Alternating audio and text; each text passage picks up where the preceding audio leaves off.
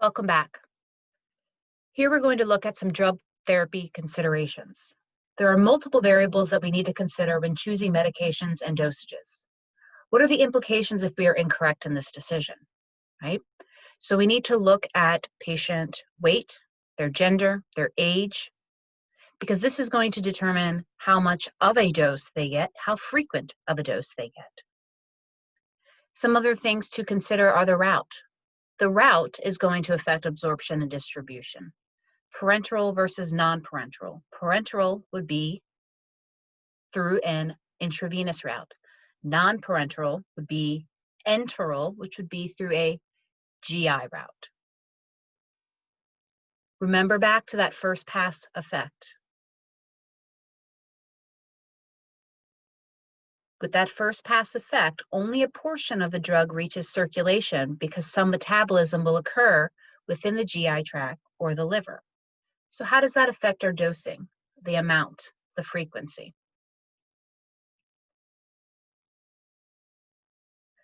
We also need to consider toxicity, excess amounts of drugs in the body. How do we prevent this? Perhaps considering these variables, age, gender, weight, comorbidities, maybe thinking back to a previous slide where we discussed half-life, dosing frequency, dosing scheduling, as well as monitoring drug levels. So these are some variables that we need to consider in order to avoid toxicity. Toxicity does not always have to be intentional. This could also be accidental, and most commonly is.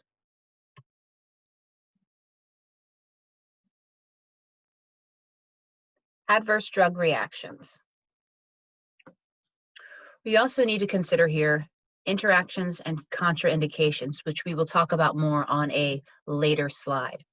So an adverse drug reaction is any undesirable response to drug administration, something that is not intended. An adverse drug reaction is different than a side effect, though.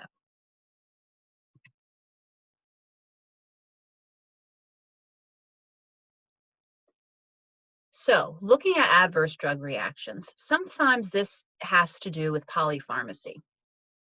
Polypharmacy is the use of multiple medications, most commonly seen in those with severe illness or those with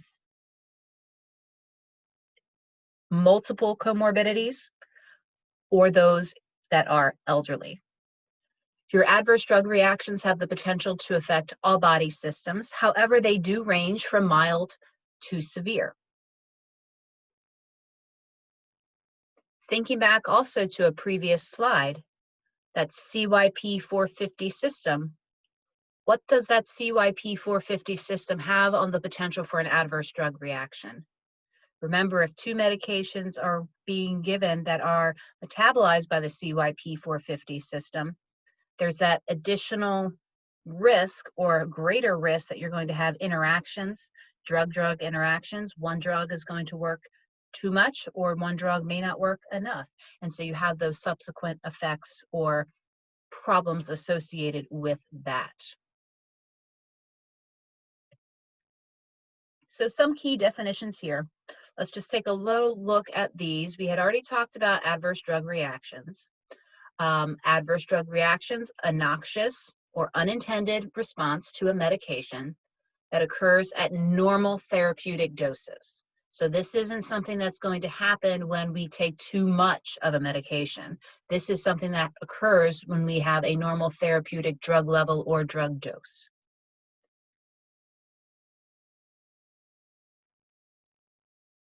A side effect, any unintended effect of a medication that occurs at normal therapeutic doses.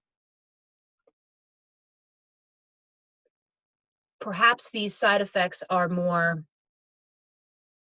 unintended, how they typically are unavoidable secondary effects, and they're generally more predictable and proportional to dosing.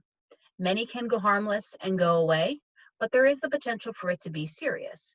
And then you get into those serious adverse effects, these adverse drug reactions that can really be detrimental to the overall patient health. So this is something we need to be monitoring for. Much of this information, these side effects and adverse effects, are noted in your course textbook, but also in your drug books, and they are important to note. Another important concept here to think about when choosing medications or assessing patients on certain medications are black box warnings. Black box warnings are put out by the FDA, and the purpose here is to call attention to serious or life-threatening risks associated with the drug.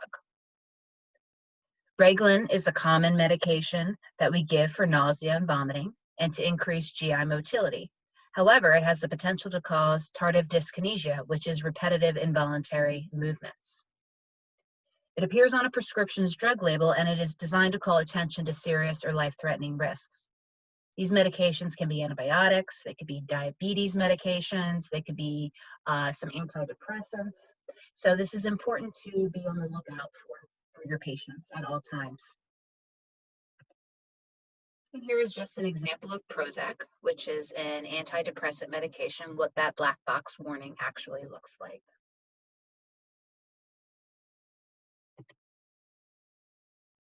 So everyone reacts to medications differently.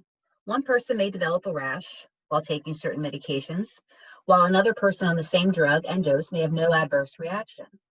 Does that mean that the person with the rash has the allergy to that drug?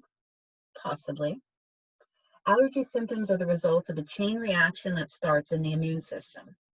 Your immune system controls how your body defends itself. For instance, if you have an allergy to a particular medication, your immune system identifies that drug as an invader or an allergen. Your immune system may react to medications in several ways. One type of immune reaction is due to the production of antibodies called immunoglobulin E, specific to the drug. These antibodies travel to cells that release chemicals, triggering an immediate allergic reaction. This reaction causes symptoms in the nose, lungs, throat, sinuses, ears, lining of the stomach or on the skin, and it usually occurs within a few minutes to a few hours of taking the medication. The most common immune system response to a drug is due to the expansion of T cells. T cells are a type of white blood cell that recognize the drug as foreign. These T cells orchestrate a delayed immune response that most often affects the skin, causing rashes, and occurs days to weeks even after the exposure to the drug. Most allergic reactions occur within hours to weeks, though, after taking the medication, and most people react to medications to which they have been exposed to in the past. This process is called sensitization.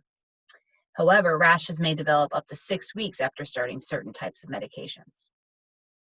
So the most severe form of an immediate allergic reaction is anaphylaxis. Symptoms of anaphylaxis are going to include hives, facial or throat swelling, wheezing, lightheadedness, vomiting, and then subsequently shock.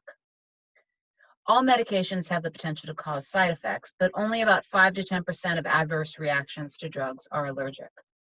So whether allergic to not, reactions to medications can range from mild to life-threatening. Typically, most commonly, penicillin causes the most allergic drug symptoms.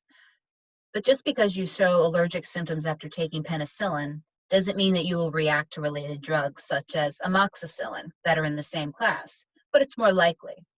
Also, just because you had a reaction to penicillin or any other drug at one time doesn't mean you'll have the same reaction in the future.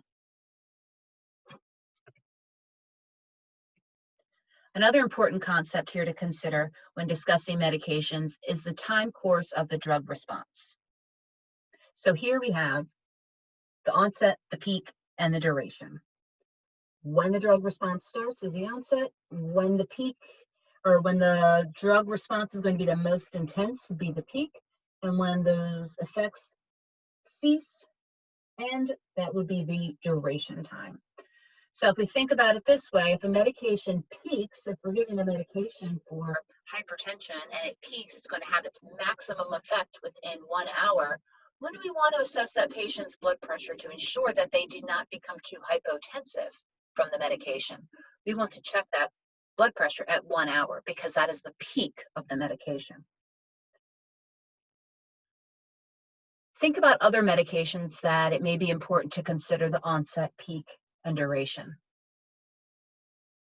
One class of medications or one group of medications is going to be insulin. So where do we find that information? We find it in our drug books. We find it in the package inserts for the medications. It is important to know both the timing of the onset and the offset of the drug effect. When will the effect start to be observed? When will the effect peak? And when will the effect be at a steady state, where applicable? And when will the effect decrease and then cease to be observable?